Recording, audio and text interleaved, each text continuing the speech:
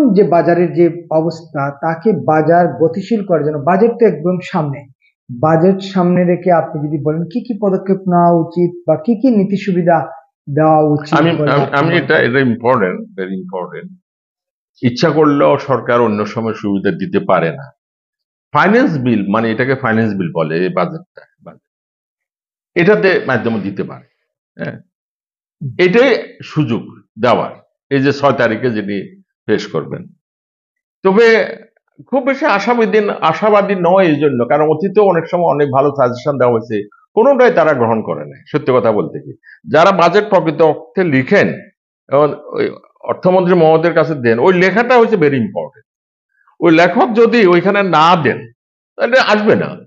আমি আর আপনি বা আরেকজন যতই চাই না কেন, বাজেটে সিস্টেমে যেসব প্রণোদনা আগ থেকে ছিল অনেক আগে, সেগুলো তুলে নেওয়া হয়েছে। আমি এই অর্থমন্ত্রী মহোদয়কে বলবো, আপনার পূর্বসূরি উনিও ইকোনমিক সায়েন্সের লোক ছিল, শামস কিবরিয়া। উনি ছিল ধরো 96 থেকে ফাইন্যান্স মিনিস্টার। তো ওনার সময়ে যে প্রণোদনাগুলো সিস্টেমে দেওয়া হয়েছিল শেয়ার বাজারকে ভালো করার জন্য, পুঁজি বাজারকে পার্টিসিপেটরি করার জন্য, লুক্রেটিভ করার জন্য, সেগুলো যদি আপনি রিইনস্টেট করে দেন, আমরা আর কিছু চাই না।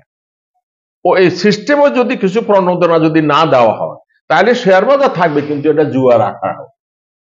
এটা লং টার্ম ভ্যালু ইনভেস্টারদের জন্য এটা কোনো মার্কেট হবে না। যে দেশে শেয়ার বাজারে ভ্যালু ইনভেস্টার বলি আমরা, যারা লং টার্ম ইনভেস্ট করে, ফান্ডামেন্টালস দেখে, ওয়ারেন বাফেট যাদের কথা বলেন, হ্যাঁ দীর্ঘমেয়াদী, তারা যদি বসে যায়, এখন বসেই গেছে, তাহলে আপনি যে সমস্ত ইনস্ট্রুমেন্ট নিয়ে এখন খেলাধুলা হচ্ছে, ওটা তো জুয়া খেলা হচ্ছে। কোম্পানি বন্ধ না খোলা, ওটা নিয়ে তাদের কোনো মাথা ব্যথা নেই। তাদের একটা ওই গ্রুপ থাকে, একাধিক গ্রুপ থাকে, তারা ওইভাবে এটা উঠায় আবার নামায়। হ্যাঁ, তো এটার বাইরে তো আর শেয়ার বাজার হবে না। তাহলে ক্যাসিনো, ওয়ার্স দেন ক্যাসিনো। তার মানে আশার আলো নেই? না, আশার আলো আছে যদি সরকার সিরিয়াসনেস দেখা। সেটা সিরিয়াসনেস দেখাতে হবে নীতি পলিসি সাপোর্টের মাধ্যমে। আপনি অনেকখানি পলিসি সাপোর্ট দেওয়া হয়েছে অতীতে। শেয়ার বাজারের ক্ষেত্রে আপনি যদি কর্পোরেট ইনকাম ট্যাক্সের মধ্যে, ট্যাক্সের ক্ষেত্রে একটু ছাড় দেন, নতুন কোম্পানি যদি লিস্টিং এ আসে, ক্ষুদ্র বিনিয়োগকারীদের ট্যাক্স পেমেন্টের ক্ষেত্রে যদি একটু ছাড় দেন, একটা কোম্পানি খুবই ভালো ডিভিডেন্ড দিচ্ছে, তাকে একটু উৎসাহ দেন, আপনি ক্ষতিটাই কত কত টাকা লস হবে? লস তো হবে না, বরং এরা লিস্টেড হলে অনেক বেশি ট্যাক্স দিবে। আমি বলি, ইউনিলিভার বলো, কিংবা নেসলে বলো, ম্যাটলাইফ বলো, কিংবা আমাদের লোকাল ফার্মা কোম্পানি জায়েন্ট যারা আছে এখনো মার্কেটে, তারা লিস্টেড হলে অনেক বেশি ট্যাক্স দিবে। টোটাল কর্পোরেট ইনকাম ট্যাক্সে যে অর্থ সরকার পায়, এর মধ্যে 80% দিচ্ছে লিস্টেড কোম্পানিগুলো। তো সরকারের তো পলিসি হওয়া উচিত যে লিস্টিং এ আনার কি ব্যবস্থা করা যায়। আমি আরেকটা এক্সাম্পল দিই, শুধু ব্রিটিশ আমেরিকান টোবাকো কোম্পানি 32,000 কোটি টাকা ফারিয়ে দিচ্ছে, 32,000 কোটি টাকা। তো আরেকটা সিগারেট কোম্পানি যিনি বাইরে আছে, উনি কত টাকা দেয় কেউ তো জানে না।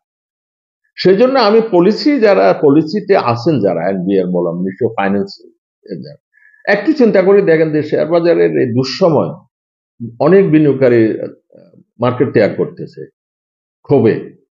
এবং অনেক সময় আমি যখন বলি go for long term investment, তারা বলে স্যার লং টার্ম সেগুলো তো পড়তেছে, খারাপ শেয়ার পড়লে সেগুলো পড়ে, এটাই স্বাভাবিক। সেজন্য তারাও খুব স্তম্ভিত, এখন হতাশাগ্রস্ত। তো ওই জন্য এই ক্রান্তিকালে যদি কিছু, আমার কাছে মনে হয় মাননীয় প্রধানমন্ত্রীর সাপোর্ট আছে যদি দেয় ওরা।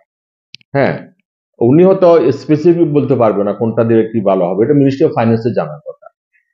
হ্যাঁ, ট্যাক্স সাপোর্ট একটু দেন, আমরা নগদ টাকা তো থাকছি না, পলিসি সাপোর্ট চাচ্ছি। হ্যাঁ, ডিএসসি কতগুলো প্রস্তাব দিছে, এবং একটা প্রস্তাব খুবই ভালো দিছে, এই যে 10% অ্যাডসোর্স কাটিনে ওই ডিভিডেন্ড পে আউটের ক্ষেত্রে, ওটাকে ফাইনাল করার জন্য বলছে। ওটা যদি হয় বিপ্লবী একটা পরিবর্তন হবে, মানে বিপ্লবী। শেয়ার বাজার কোথাও উপরে যাবে না সেটা আলাদা, যারা আদার থাকে সেটা মানে শেয়ার বাজারের পক্ষে আসবে, আমি সেই সেন্সে বলছি।